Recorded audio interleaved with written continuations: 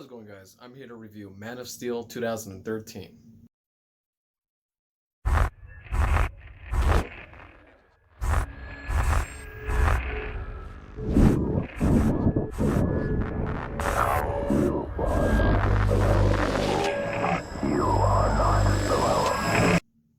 So, Man of Steel 2013 is the first film in the DC Cinematic Universe, or they call it the DC Extended Universe. So, you can tell DC or Warner Brothers Pictures were trying to catch up with Disney and their Marvel Cinematic Universe. And this film was also directed by Zack Snyder. Zack Snyder did 300, he did Watchmen, Sucker Punch, countless other Dawn of the Dead remake, you name it. He countless films. So technically, this is not the first Superman movie, but it's a reboot, and this movie stars Henry Cavill as Superman. This movie explores the origin of Superman, aka Clark Kent, aka Kal-El, many names. This is his origin story of how his parents pretty much saves this little boy's life in the beginning of this movie, and how Krypton, the planet Krypton, Superman's homeworld, is destroyed. And they also introduce you to Michael Shannon's General Zod. If you guys don't know if you guys don't know who Michael Shannon is, he's that one actor who appeared in 8 Mile. He was the fucking douchebag who was banging Rabbit's mom in the trailer, pretty much. But that was that guy. So he's playing General Zod in this movie. General Zod is a force to be reckoned with. He is pretty much, I think, in my opinion, he's probably the strongest DC EU villain in this whole cinematic universe. He's just ruthless in this movie. But there is also Darkseid, so hopefully they'll bring more to Darkseid's character in the future. And yes, I've seen Zack Snyder's Justice League movie. I'll get to that movie later in the future. My name is General Zod. I have journeyed across an ocean of stars to reach you. But what I do like about this movie, even though it tells you the origin of Superman and how he was raised, this movie kind of goes straight to the point. Because for a reboot, you would think like, oh man, we're gonna get like an hour and a half in a 2.5 hour movie. Just most of the movie just being him growing up and all that shit. Yes and no. After his planet got destroyed, his basic origin story, it kind of jumps ahead of time. He's already a grown up. He's already an adult. He's already like, pretty much he's like an outcast to the human population. And then as he's like, he has a beard and everything, but as he's like going through his adventure throughout this movie, he has flashbacks of when he was a kid, when he was a teenager, when in school, like how he was in other kids, how he was with other people and his foster parents, which is Martha Kent and Jonathan Kent, which is played by Diane Lane and Kevin Costner. He then meets Lois Lane eventually in the movie, played by Amy Adams. He goes to his homeworlds. He goes to his abandoned ship, pretty much to discover like who he really is, the discovery of about himself, the true origins, and yeah, and not to mention his actual father, Jor-El. Jor-El is played by Russell Crowe, which is really cool.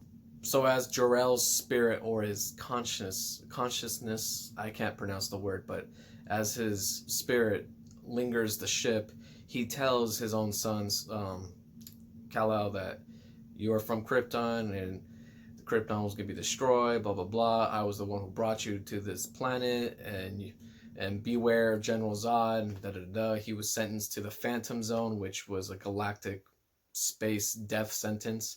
Because General Zod, his whole purpose in this movie for a villain, he wants to save his people. He cares about his people, the Kryptonians, but he is willing to do anything to help his people by exterminating other life forms, like depopulating other people, killing people, pretty much.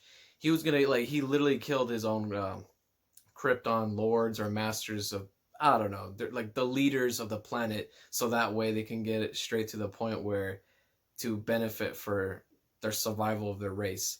It's kind of a little bit complicated, but he's doing all the bad shit for his people pretty much. And then later in the end of the movie, yes, he survives the Phantom Zone, and he tracks Superman on Earth, and not he tells Superman what he's gonna do. He's gonna pretty much build Krypton over Earth, and to do that he needs to destroy Earth's population, and Superman doesn't agree with that. So of course General Zod and Superman has a conflict, they butt heads, and then that's when our hero fights the villain. And that's pretty much the plot of this story in a nutshell. So this movie is amazing. This is pretty much one of Zack Snyder's best work. I like Zack Snyder. He's a talented filmmaker. He's a really cool guy. Like, he is a visionary director, because you can tell in his movies he just likes having like the most iconic scenes and moments. Like, of course people make fun of it because it's in slow motion, but come on, you cannot lie, that's pretty epic. But yeah, he's a visionary director. He captures images and shots very well, to the point where it's very memorable, and it like makes the movie even 10 times more epic. He will look like you, but he is not one of you. To those of you who know of his location, the fate of your planet rests in your hands. So yeah, Henry Cavill as Superman, he's pretty much one of the best Supermans out there. I don't know why Warner Brothers is trying to replace Henry Cavill with another Superman movie slash an actor. I don't get Warner Brothers. Warner Brothers is screwing up the DC movies now, but they have some huge hits, but then again they have a lot of misses, which kind of disappoints me. But it is what it is. The plot is good. It's straight to the point. This is a pretty good origin story for a reboot. It's straight to the point. The characters are well developed. The score for this movie, the music for this movie is intense. It's epic. It's sad at times. The score is what makes the movie even 10 times better. So I love the score in this movie. The fight scenes, how Superman looks, just everything about this movie is just epic. That's all I gotta say. Like, everything is epic. This is pretty much the darkest retelling of Superman, in my opinion. Even though this movie's pretty dark, it's not as dark as the later movies gets. Like, for example, like Batman v Superman or the Justice League movie, it gets a little darker, but this movie is not a bad start for the DCEU, and it's a really good retelling of the Superman story, and it's just well done. Like, it's just epic. The shots are good. The cinematography is great. The writing's good. The characters are well developed. Like I said, there's a lot of epic moments in this movie. There's a lot of sad moments. Like, everything is just well written, and it's really good. I love this movie. And when this movie came out, a lot of people did not like this movie for some reason. I didn't know why, because I guess they were complaining that it was too dark and it needed to be more lighthearted. I don't know. But people hated this movie when it came out. But now this movie has a cult following, because like, as each year goes by, people starts to appreciate this movie even more now. Especially when the Joss Whedon's Justice League came out in 2017. So when that piece of shit came out in theaters, everybody starts to appreciate Zack Snyder's work even more, which is kind of hypocritical to some people. But I mean, that's just DC fans, Marvel fans. That's just any fans for you. Like, sometimes, like myself, we can be hypocritical at times. Kal-El, I say this. Surrender within 24 hours, or watch this world suffer the consequences.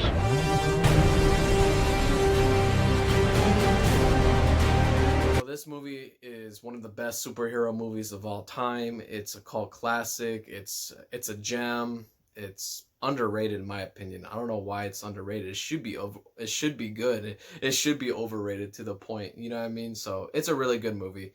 I would rate this movie a solid 8 out of 10. I enjoyed it. It was really good. One of the best DC movies ever made. One of the best comic book movies ever made. Just, it's that good, in my opinion. I highly recommend this movie. You guys haven't seen it, it's on HBO Max if you are subscribed to it. So yeah, that was my quick review of Man of Steel 2013. Please leave a like, subscribe, and leave a comment, and I'll see you guys in the next one. You will not win. For every human you save, we will kill 1 million more. I won't betray them. You already have.